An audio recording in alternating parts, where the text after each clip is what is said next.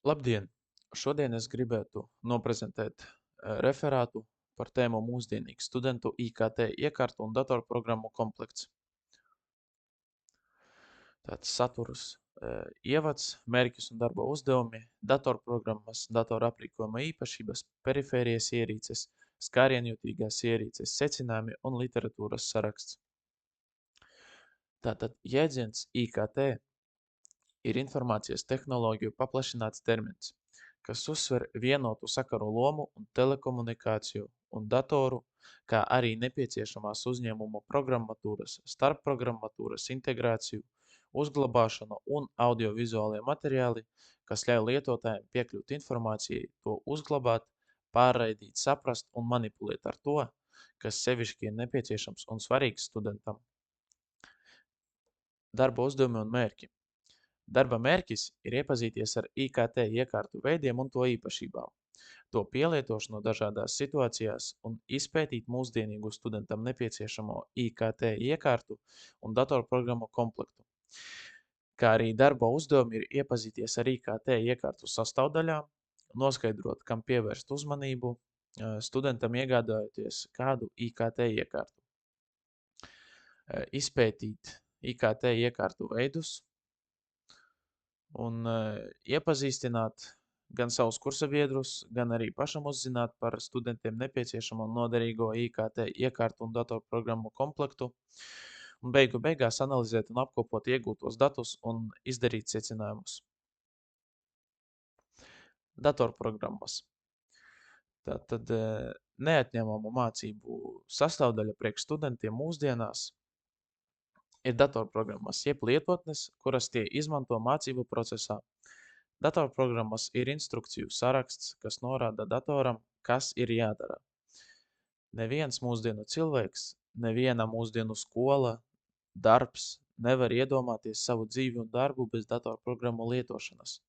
Tās atvieglo mūsu ikdienas darbu un ļauj mums nerakstīt garus referātus ar rokām, zīmēt un visus savus dokumentus uzglabāt nevis skapī, bet gan internetā, jeb mākoņos, no kuriem visu informāciju ir iespējams paņemt no jebkuras pasaules vietas. Un tā ļoti noderīgas ir iebūvētās Windows programmatūrā datorprogrammas, kuras ir pieejamas ikvienam un jau ir kļuvušas kā bāziskās datorprogrammas, kuras ik viens pielieto ikvienā dzīves jomā un situācijā. Un tās ir Microsoft Word, PowerPoint, Teams, Outlook, OneDrive un daudz citu. Turklāt, visas šīs un daudzas citas programmas ir iespējams izmantot arī interneta vidē, izmantojot Microsoft Office 365 servisu, un tātad izmantojot digitāli, tas dot iespēju visas datora programmas atrast internetā, koriģēt tās un saglabāt mākonī, kas ir piesaistītas pie jūsu Microsoft konta un personīgā datora, bez vajadzības, lai pielādēt šo servisu un programmatūras uz paša datora. Bet nevienmēr studentam pietiek ar lietotnēm, kas ir iebūvētas datorā.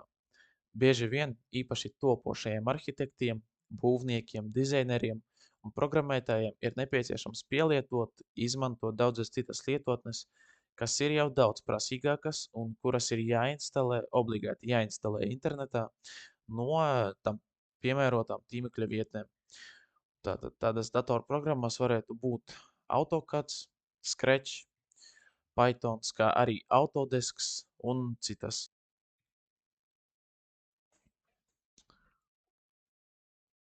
Datora aprīkojuma īpašības.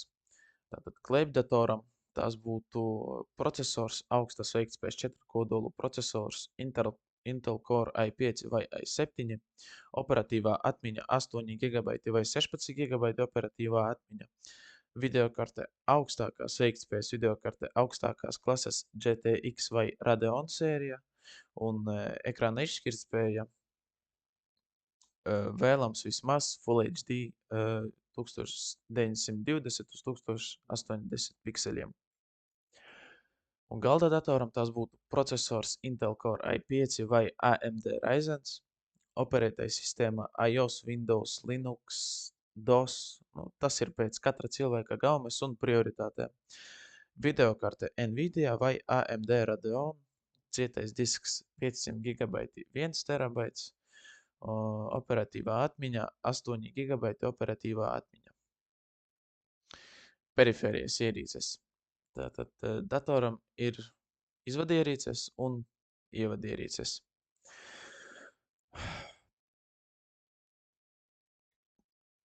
Datorpele. Tātad priekš parasta studenta ir vajadzīga tieši funkcionāla un parasta datorpele, kas ietilpst pie vidējā cenu segmenta 10–20 eiro. Tā ir parasta datorpele ikdienas lietošanai, nevis datorspēļu pele. Pie tam ir katram individuāli jāpadomā par peles pieslēgšanās veidu un pašu peles veidu.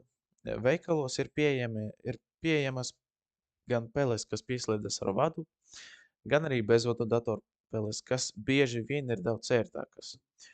Izplatītākie datorpeļu veidi tās ir optiskās peles un lāzerpeles. Abi veidi var būt ar bezvadu vai vadu savienojumu.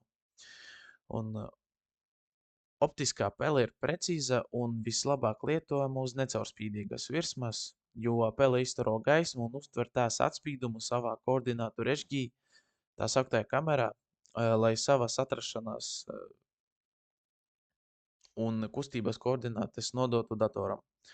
Bet lāzerpeles izstaro infrasarkano staru un darbojas uz visdažādākajām virsmām, arī stikla un spoguļu virsmām, un tām var mainīt jūtību. Tas ir DPI. Lāzerpeles ir precīzas un patērē mazāk enerģijas, kas ir noderīgi lietojot bezvadu peles, kam ir nepieciešamas baterijas.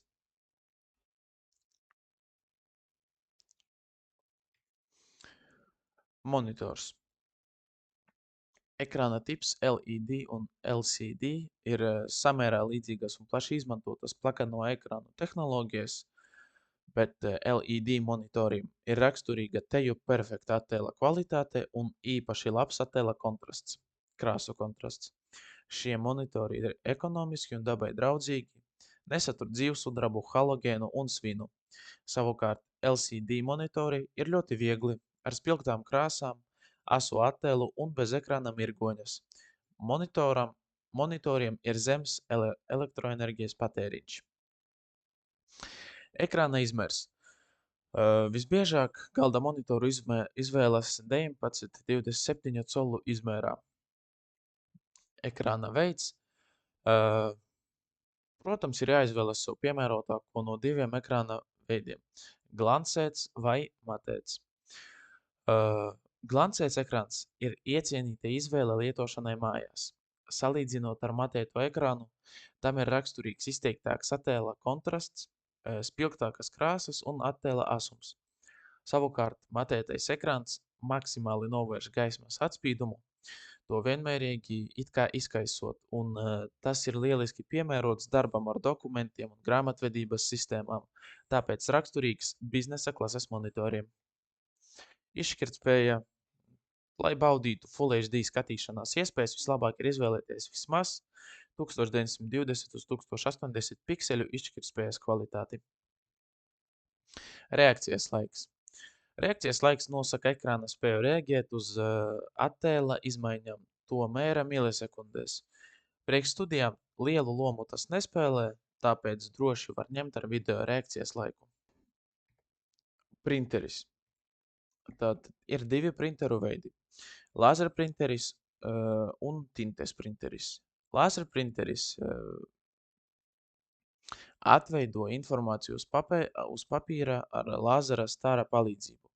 Lāzerprinteri nodrošina lielu drukāšanas ātrumu un augstu dokumentu noformēšanas kvalitāti. Drukāšana izmanto toneri. Parasti drukāšana izmanto melnu toneri, bet ir arī krāsainie lāzerprinteri ar vairākām krāsu kasetnēm. Un tintes printeris izdruku veido ar krāsvielas strūklu, to izsmidzinot no kapilāras sprauslas. Tintes printerim ir laba ar lāzeru printeri salīdzināma izdrukas kvalitāte, taču tiem ir mazāks drukāšanas ātrums. Tintes printeri ir piemēroti lietošanai mazā birojā vai mājās neliela apjoma kvalitatīvām izdrukām, kad ātrums nav noteicošais. Studijām vispiemērotākais būtu tomēr lāzerprinteris, jo tas ir piemērots dokumentu drukāšanai ļoti tieši un precīzi. Turklāt spēj nodrošināt augstu kvalitāti dažādu krāsainu drukas materiālu veikšanai, grafikiem, diagrammām, dokumentiem un daudz kam citam. Lāzerprinteru cenas ir diapazonā no 100 eiro līdz 1000 eiro. Skarienjutīgās ierīces. Tātad visbiežāk sastopamās mūsdienu dzīvē skarienjutīgās ierīces ir planšetdators un mobīlais telefons jeb smartfons.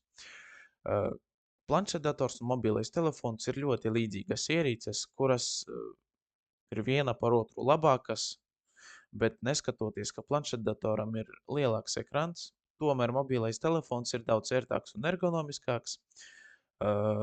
Turklāt skarienjutīgos telefonus ir iespējams pieslēgt pie dokstancijas. Smartfona dokstancija ir atsevišķi iegādājuma ierīce tieši priekš Android operētājas sistēmas lietotājiem.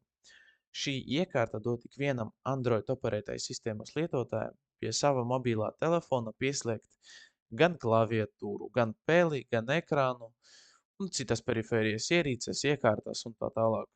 Tā ir burvīga iespēja izmantot savu telefonu ne tikai kā parastu telefonu, bet arī kā pilnvērtīgu datoru. Un tas ir veids, kā atvieglot šāda telefona īpašniekam gan strādāt, gan mācīties, ja īpašumā nav datora vai arī tas nav par rokai. Planšetdators bieži vien tas ir vieglas un bez asām kantainām malām. Ērtības dēļ tādam arī būtu jābūt. Operētāja sistēma izvēloties no Android, iOS un Microsoft Windows. Protams, ir pašam jāpadomā, kādas aplikācijas un servisi katram ir nepieciešami. Ekrāna izmērs. Jāizvēlas pēc prioritātēm. Ērts un maziņš vai lielāks un vieglāks izmantošanā. Izšķirtspēja.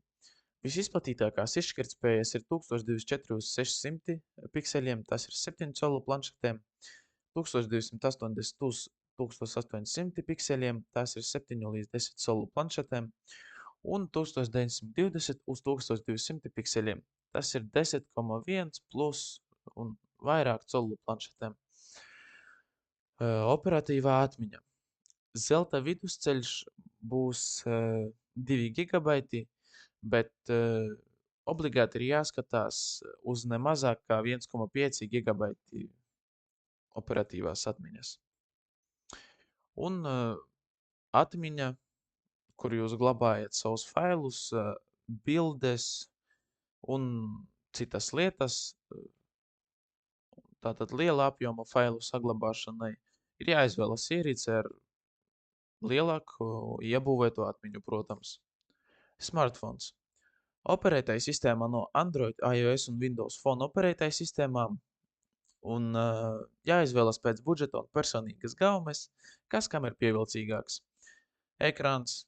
Ja jūs vēlaties izmantot telefonu ērtai interneta pārlūkošanai un darbam ar aplikācijām, spēļu spēlēšanai, protams, kur bez viņām, tad piemērotais izmērs būtu 4,5 līdz 5,4 colas.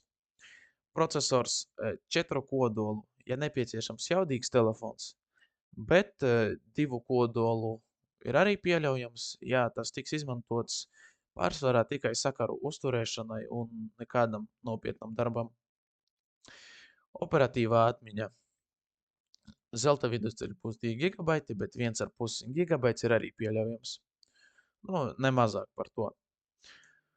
Un iebūvētā atmiņa vismaz 16 gigabaiti, tā ir vismazākā praktiski, bet mūsdienu realitātēm tas būs pavisam mazs daudzums, tā ka